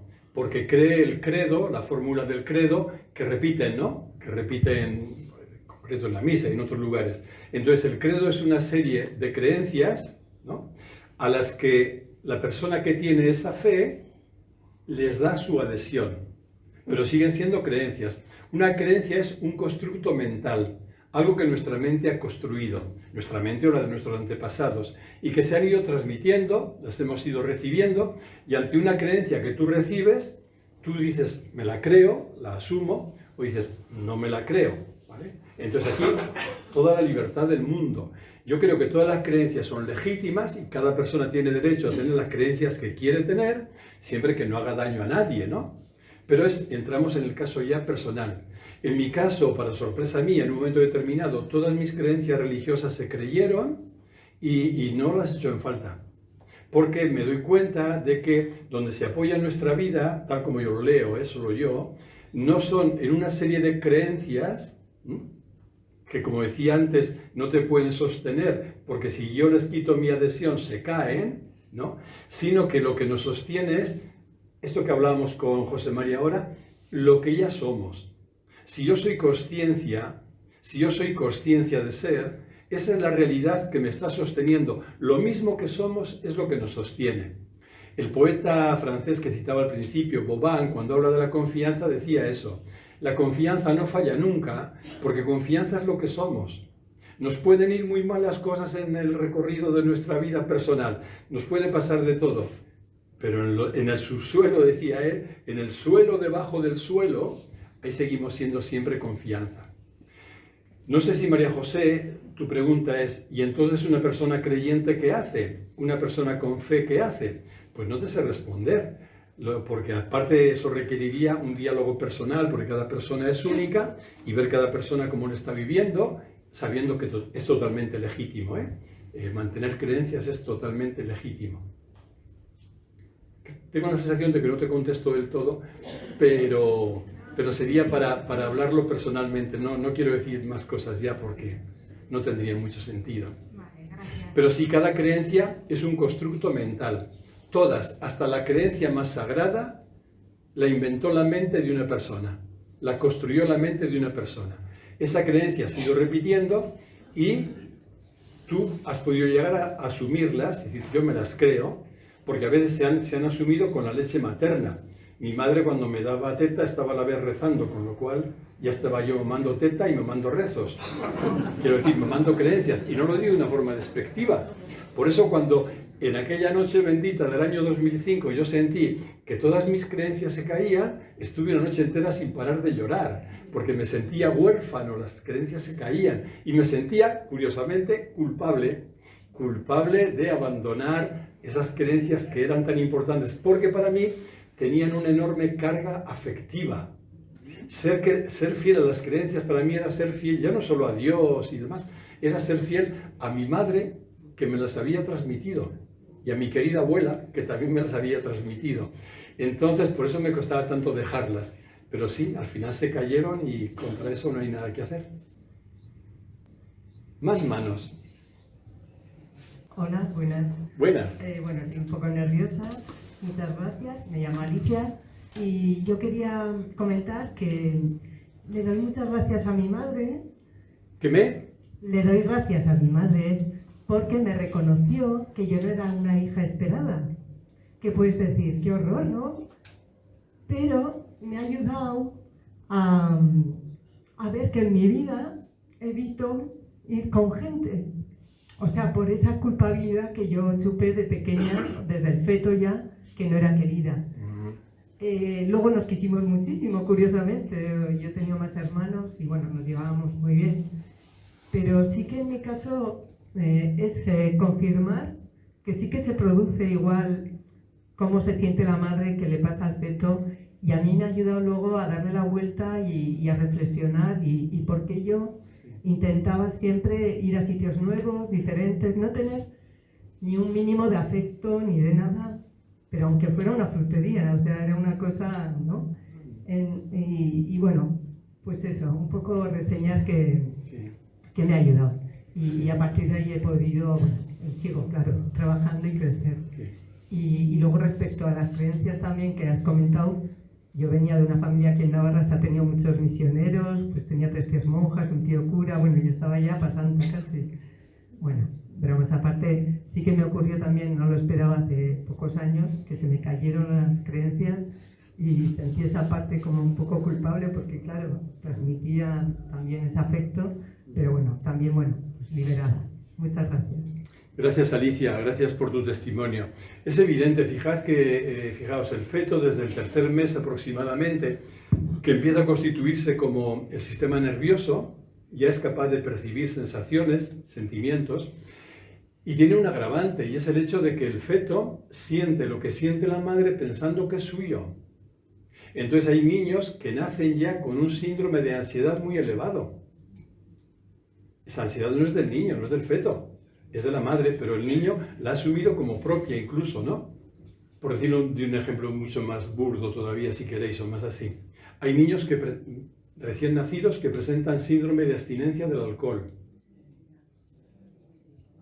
Si eso pasa en el plano físico, ¿cómo no va a pasar en el plano emocional también, ¿no? Es así. Gracias, Alicia. Aquí, Rebeca, cuando puedas, aquí delante hay una mano también que te espera. Hola, bien enfrente. Soy Mila. Mila. A ver, me ha pasado hoy, me suele pasar alguna vez, hoy he estado meditando y he estado en un estado como muy profundo. Pero cuando me pasa el llegar a ese estado, lo que hago es salir, porque me da miedo. Ajá. Y bastante. Sí. Cuando estoy en casa, es que hasta me sobresalto. Sí. Y ahí me ha pasado 2 veces aquí. Sí. Por eso cuando comparto contigo lo que has dicho de que había mucha energía. Pero yo no sé por qué me quiero salir de ese estado. Es como si tuviese que controlar, como si tuviese que... Claro. He abierto hasta los ojos. Claro. Sí, te entiendo muy bien, Mila. Pero es una buena noticia, ¿eh? Pero me asustó mucho, ¿eh? Sí, sí, claro, y cuanto más te asustes, más buena noticia es. Y te explico por qué, para que no... Porque ese lo conozco, lo he conocido yo mucho también en una temporada larga. Tiene dos lecturas, ¿no? Que pueden no ser excluyentes. Una es que nos pasa a las personas que nuestra mente es muy controladora. Entonces, si yo quiero controlar, tengo una mente muy controladora, mientras yo estoy controlando, muy bien. Pero cuando entro en un estado y digo, ¿y ahora aquí qué va a pasar? Ahí la mente se asusta, teme perder el control y produce todo lo que el miedo lleva consigo. Esta es la lectura. Pero la buena noticia es que eso pasa a las personas cuando están cerca de aquello que hablábamos con José Mari, de la experiencia de lo que eres. Porque mientras tú estás lejos, esto pasa como en un precipicio. Si tú estás lejos del precipicio no tienes ningún vértigo. Tú ves el precipicio allá a 1 kilómetro, ningún problema. Pero tu miedo viene cuando estás en la puntita misma del precipicio. Entonces, que tú sientas miedo cuando llegas a ese punto de silencio, te está indicando, Mila, que estás al borde del precipicio. Es decir, que estás a punto de caramelo. Que estás ahí, en lo que ya eres, en entrar en contacto con ello. Esa es la buena noticia. Y luego la pregunta es, ¿y qué hacer? Pues evitar 2 extremos. Un extremo es salir huyendo, negarlo y decir, bueno, yo esto nunca más porque me da mucho miedo y lo dejo. Y el otro extremo es querer forzarlo. Como ya has olido algo, uy, voy a ver si doy un paso más y ya. No. El camino es, entre los 2 extremos, no forzar nada, pero no negar nada. Y notarás que en la medida en que, sin forzar nada, a lo mejor das un pasito hoy más que ayer, o el mes que viene, no sé, das un pasito. Y a cada pasito que das notarás que crece confianza en tu interior, porque algo que nos transmite siempre esa realidad es confianza. Y cuando crezca confianza, como la confianza y el miedo son la cara y la cruz, el miedo disminuirá y tu vértigo también disminuirá.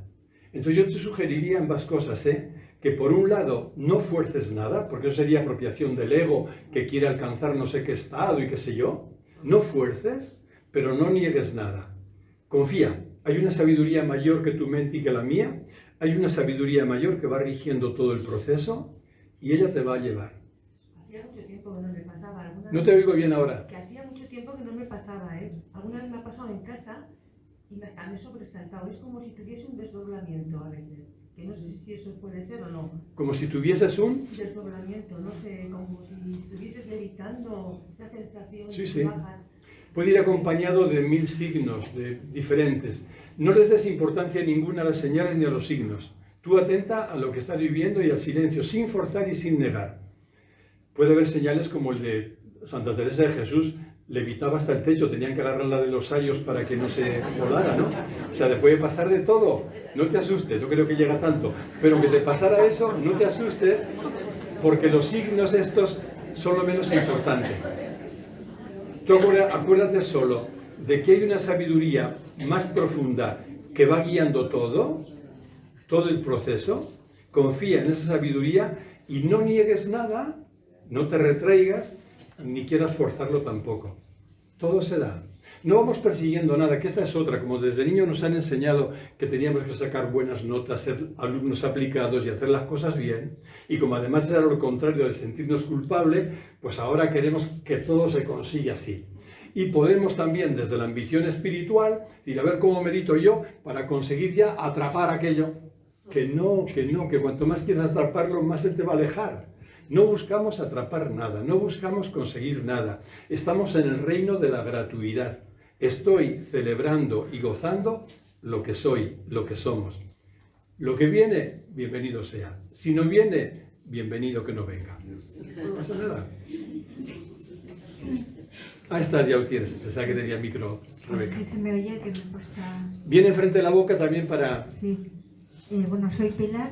Pilar. Y es un poco también a raíz del tema transgeneracional, que ¿Sí? está saliendo bastante y tal. Mi experiencia con la culpa está siendo que viene la culpa desde mi abuela, a mi madre y a mí. Lo he trabajado bastante este tema. Y entonces ahora que me estoy haciendo consciente de lo que hay, está ocurriendo que la familia cercana se está desestabilizando. está perdiendo el equilibrio.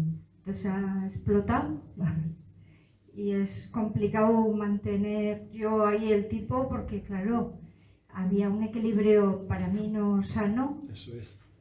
Y está siendo complicado. Además, yo soy la única mujer y tengo 4 hermanos y ha sido una cosa que tenía que ver con las mujeres, transmitida de madre a hija por diferentes motivos.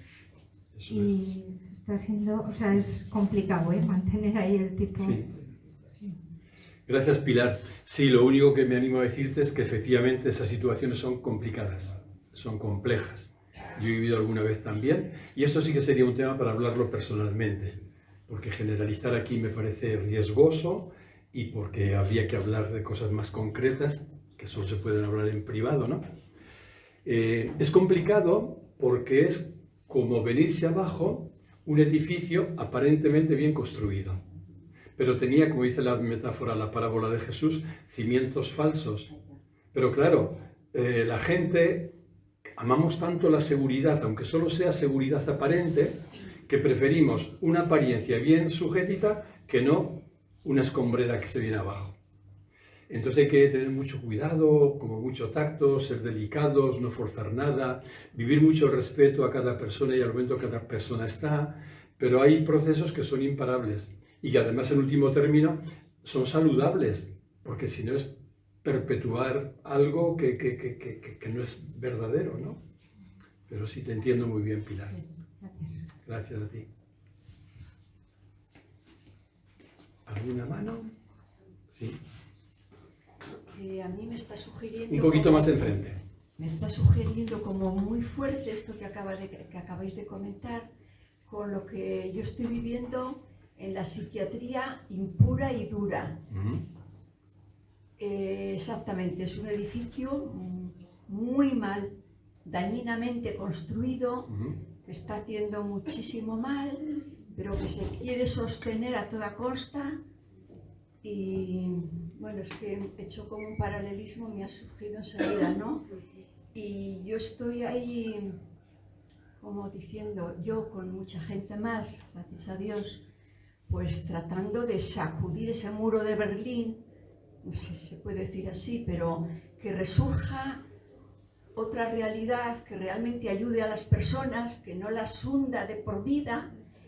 Y recibí el otro día un vídeo de la violencia del diagnóstico de una mujer, Laura, una psiquiatra yo la escuché hace años, que vivía en Valladolid y creó el movimiento de la revolución delirante o algo así, con un compañero, Fernando, ¿no?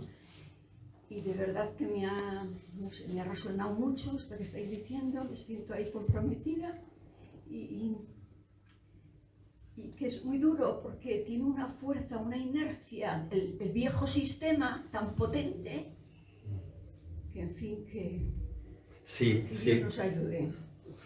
Como ves, Concha, gracias, pero es tu vivencia y la acojo como vivencia tuya. Yo te animaría a que dentro de todo lo que llevas entre manos, pero que te cuides mucho a ti misma y cuides mucho la aceptación de la realidad, de lo que hay. O sea, no podemos nunca cambiar la realidad queriendo pasar por encima de ella, porque eso genera mucho sufrimiento, porque estás todo el rato en lucha contra algo que es como un elefante que no puedes tirar abajo. Entonces tendrás que seguir luchando con ese elefante si crees que es el camino, pero desde una aceptación muy, muy grande de toda tu realidad completa. Porque solo la aceptación puede dar paz, ¿no? Aunque vea muy urgente cambiar todo, será muy urgente, pero lo que es posible es lo que es posible, ¿no? Gracias, Concha. Ahora sí, os propongo hacer una práctica que es una guía para hablar con la culpa, a ver qué tal nos va. Bueno, se basa sobre lo que comentaba antes de ver la culpa como un protector. Gracias, Sharon. Un abrazo a Paulino de todo el grupo, ¿eh? Sí. Él les manda saludos siempre. Gracias, siempre, si lo recibimos. La culpa como protector, ¿no? Yo voy a ir haciendo una guía con los pasos que he recordado antes y sin ninguna expectativa. vamos a vivir lo que buenamente podamos. Yo tampoco no tengo ni idea de lo que podemos vivir, cada cual. Yo la he hecho para mí, pero nunca la he hecho delante de un grupo, así que estamos todos de estreno. Vamos a empezar en todo caso como siempre, yo voy a controlar el tiempo, llevando la atención a nuestro cuerpo, hasta con el sonido del cuenco este para que nos acompañe.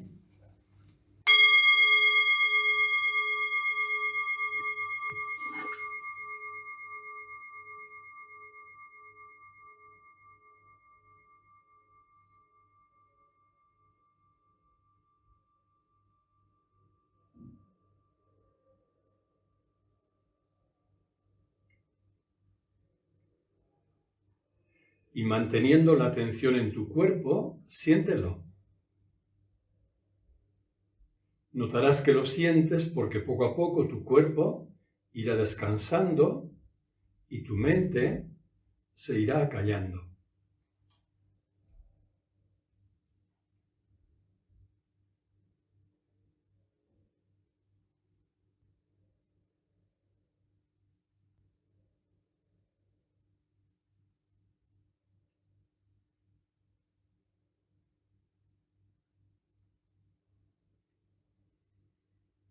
Dentro de tu cuerpo puedes llevar la atención ahora a la respiración.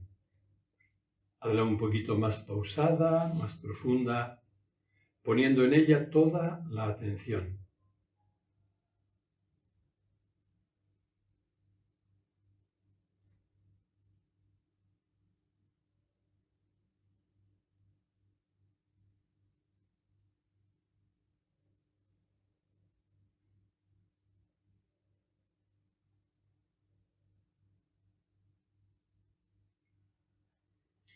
Y ahora puedes traer a tu memoria algún momento en que te hayas sentido culpable de algo. Algún momento en el que haya aparecido la culpa en tu vida. A lo mejor en forma de enfado contra ti, de autorreproche, de recriminación, de peso. ¿Recuerda algún momento en el que hayas visto la culpa?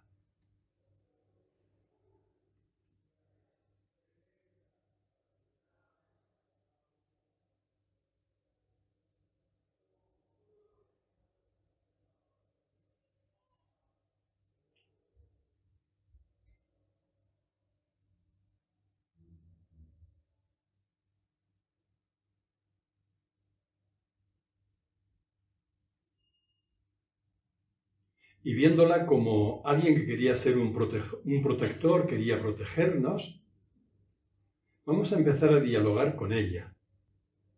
Y así puedes preguntarle, ¿de qué querías protegerme? ¿O qué querías conseguir?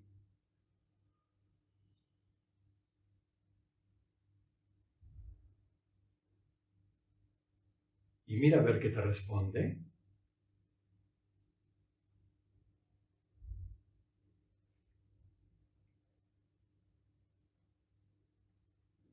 Puede ser que quisiera que hiciera las cosas bien, que no metiera la pata, que no me equivocara,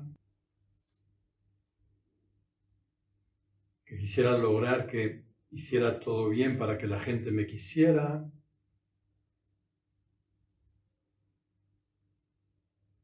¿De qué quería protegerme la culpa en ese momento?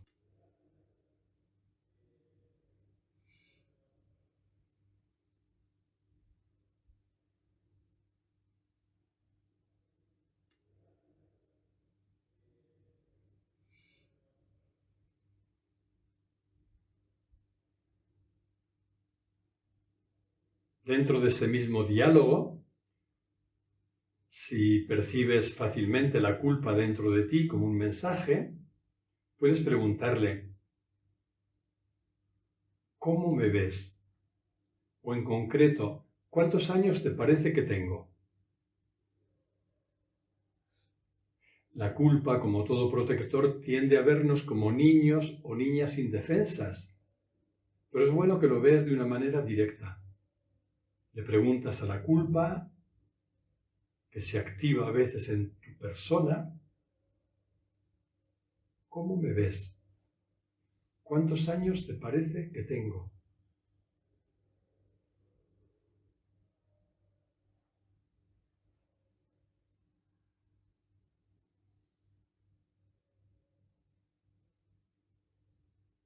Quizá te vengan recuerdos de la infancia, momentos en los que ya aparecía la culpa.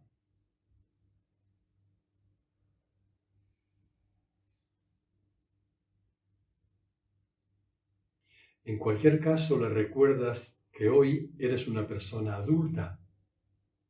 Te presentas ante ella así.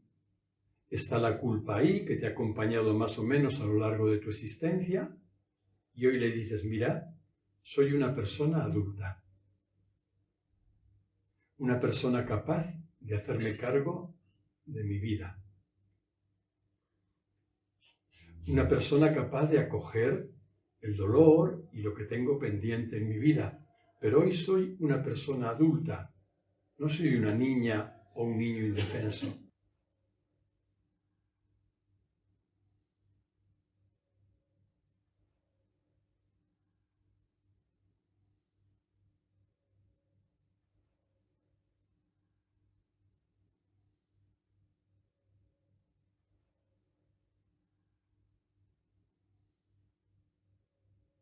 Siempre en ese diálogo con ella, le puedes hacer ver que el mensaje que sigue manteniendo es un mensaje antiguo, viejo, obsoleto. Es un mensaje equivocado. En algún momento le hicieron creer con palabras o sin ellas algo erróneo. Le hicieron creer que tú eras mala o malo, que eras inadecuada o inadecuado, que no tenías remedio, o que no podías equivocarte y tenías que hacer todo bien. En algún momento le hicieron creer algo equivocado. Házelo ver. Aquello estaba equivocado.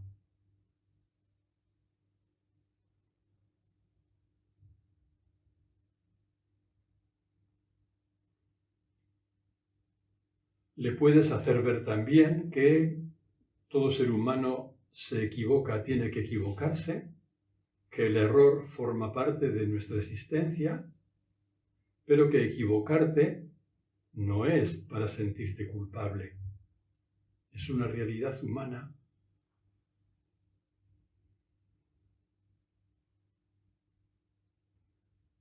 Vamos a estar un minuto en silencio, simplemente dialogando con ella, con la culpa, con lo que te parezca más adecuado decirle.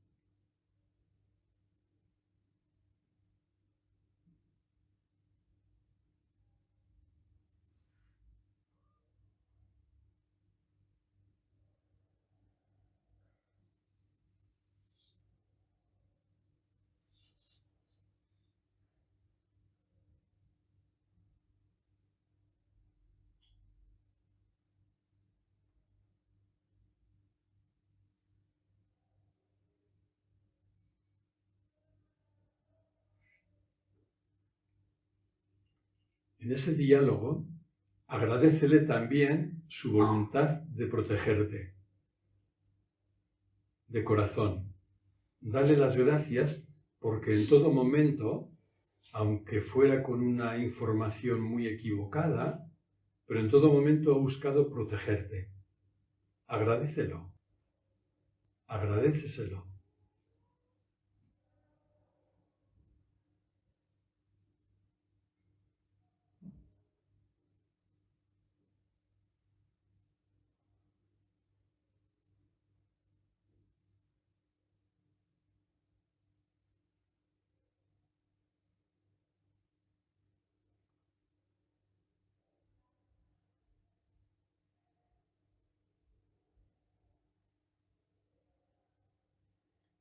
Al agradecérselo, dejas de ver la culpa como un enemigo, como algo que te está fastidiando la vida, te la ha fastidiado,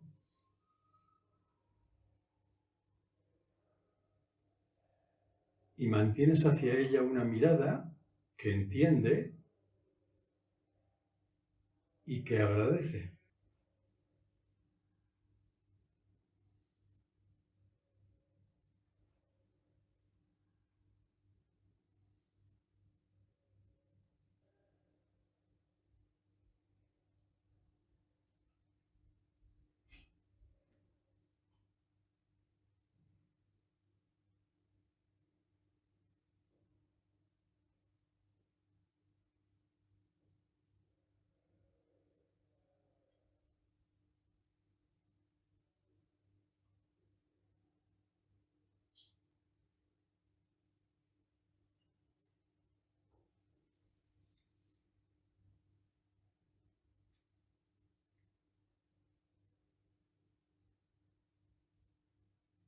Seguimos dialogando con ella y agradeciéndole.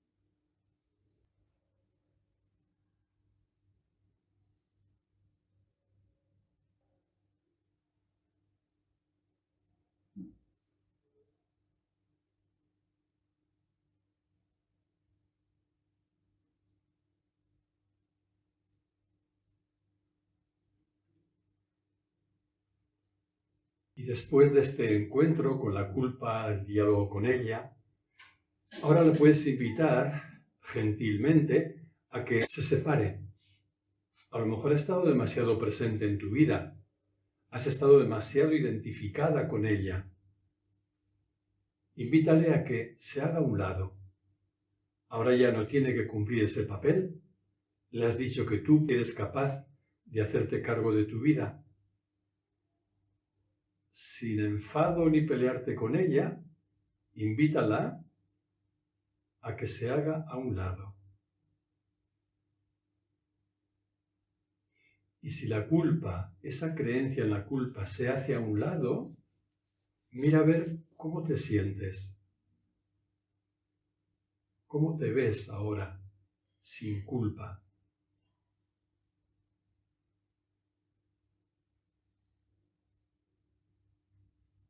¿No sería raro que apareciera una sensación de anchura, de espaciosidad, de descanso, de libertad, de gozo? ¿Y no sería raro que pudieras atisbar al menos la inocencia original, la inocencia que eres? Ahí nos quedamos un ratito para terminar.